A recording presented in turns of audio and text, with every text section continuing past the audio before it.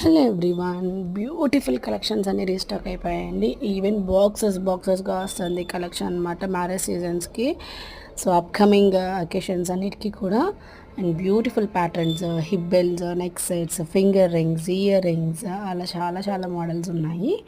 So ఏంటంటే నాకు in case of live చేయడం కుదరకపోతే కూడా వి విల్ అప్లోడ్ షార్ట్స్ అండి. కొంచెం ఛానల్ని నోట్ చేసుకోండి, ఓకేనా.